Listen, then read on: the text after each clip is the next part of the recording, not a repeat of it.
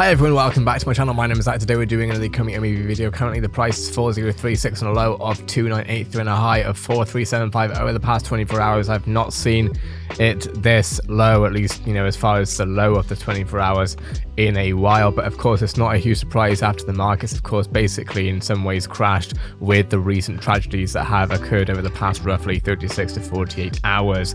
With that being said, I want to go over some stories today that I wasn't expecting to even make a video about. Honestly, I've been too glued to the news to do anything today, which is not a healthy thing to do, but there you go. I noticed a lot of chatter on VeVe about things that have been happening. I saw, of course, that James Bond is coming back to VeVe in an awesome way. We're also looking at some stuff to do with the new Marvel comics that are coming out, and we're also going to be talking about Trevor, who works at ECOMI. There's been some questions about that I think I can maybe bring my own research to. It isn't very hard research. I'm surprised that no one else has looked at this, but either way, let's start off with the James Bond news. So James Bond iconic Aston Martin DB5 comes to VeVe this Saturday, 26th February. Let's have a look at what's going on here.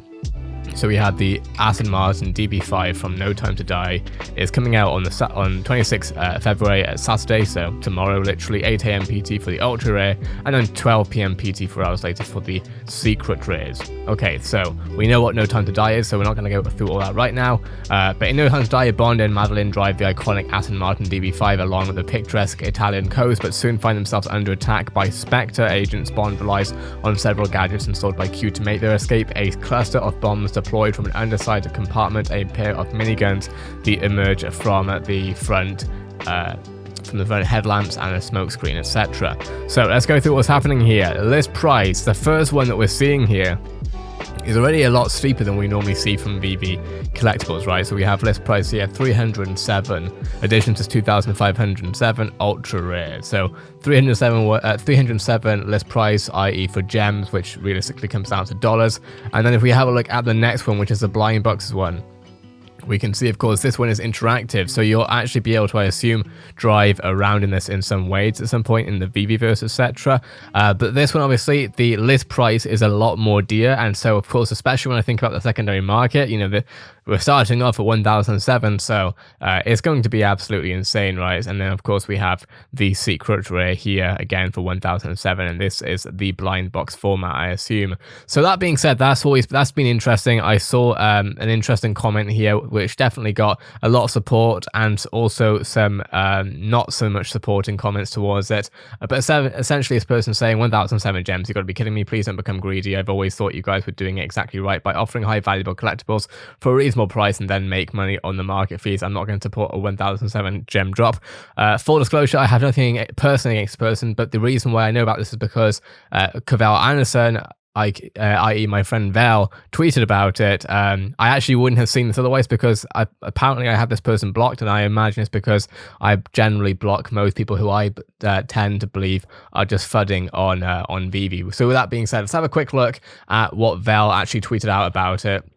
See what he was saying on Twitter real quick, because like I say, that's how I found it. The community is becoming more and more entitled by the day. Do like the rest of us and skip the drop if it's out of your price range. Don't blame greed as if you have any idea behind the logic. The price point, every drop ain't for everyone. Now I get the surprise, definitely, because this is much more dear than we see before, and when we think about all the other drops that we've seen that are going to be so likely valuable over time, even already are valuable, especially the Disney Golden Moments drops, stuff that has outside value out of the NFT landscape compared to, say, the BAYC, which has its own value in itself. But either way, I understand people getting surprised by it. At the same time, if we really understand the value of NFTs, and obviously that is subjective, I guess, to the person, whoever's thinking about it.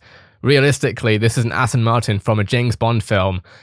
It's actually a miracle in some ways that the VeVe NFTs aren't all listed at this kind of price. I get that it's meant to be affordable, but they could have easily gone with the drops that they have. They could have easily gone with a lot more expensive, a lot faster. Realistically, and we'll be looking at this soon. The Marvel Digital Comics one, where of course let's have a quick look at the price for this. Literally under $10. So realistically, I think it is understandable to be surprised at this listing, at this pricing strategy.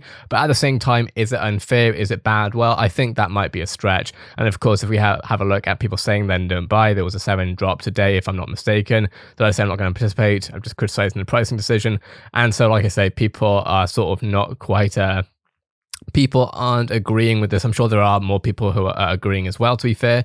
But yeah, either way, realistically, like of all things, it's an Aston Martin of anything else, you know, as far as the real life value of that, you know, compare it to, I don't know, a Citroen or a Volkswagen, nothing to do with those makes specifically, but they're not luxury like Aston Martin is. That being said, what actually spurred today's video idea was simply actually spurred within the last 10 minutes, because every time Trevor replies to a comment in the Twitter VeVe space, there's constant asking, is he with VeVe anymore? Is he not with VeVe anymore? Now, I don't know what spurred this. I legitimately don't, because I'm not in everyday conversations in VeVe as much as I used to be.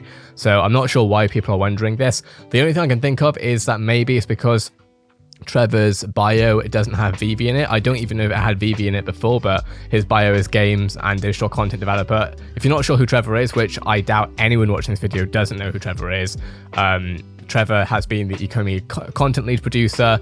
He's been very vocal and sort of in interviews and speaking with the community about stuff. So, you know, people are wondering essentially, is he still with VeVe? And like I said, I assume it's because he doesn't have VeVe in his ad, but either way, just having a quick look, and not that this is really any of our business, but just to essentially answer the questions, or not necessarily answer the questions because this isn't definitive, but based on just a little bit of research, if we look literally at Trevor's LinkedIn, which I'm surprised people haven't really done this, and if they have, then I've missed it. The man does still seemingly work at VeVe, so you can see here that he has actually started a new direction. So he's founder or game director of Stealth Gaming startup. I'm not surprised. The stuff that he's been talking about, he's definitely found. It sounds like at least he's found some meaning within what he's doing, you know. And I assume, you know, he came from, as we can see right here, from Riot Games. Then he went to Santa Monica Studio for God of War, which is a huge IP for the Sony gaming entertainment division, I guess. And now he's gone to VeVe. His career, it seems, and I don't mean to comment on his career too much, but I think it's fantastic. His career seems to be a case of, you know, evolving, I guess, his understanding of what he's passionate about. And, you know, the guy's young, he's just going to continue doing what he's doing. So my guess is that he's still with VeVe. I could be totally wrong there, and that he's also starting something else up. But I haven't looked too much into Stealth Gaming startup. I'm going to let him sort of do whatever he wants to do with it before, you know, talking about all that stuff. But either way, people were asking a lot on Twitter, and I'm like, just look it up. Like, you know, either way, what are your thoughts on this? Let me know in the comments below. Would love to hear your take. That being said, this is my channel covering everything happening, or most things happening when it comes to VeVe. Have a great day, everyone. I'll see you in the next VeVe video.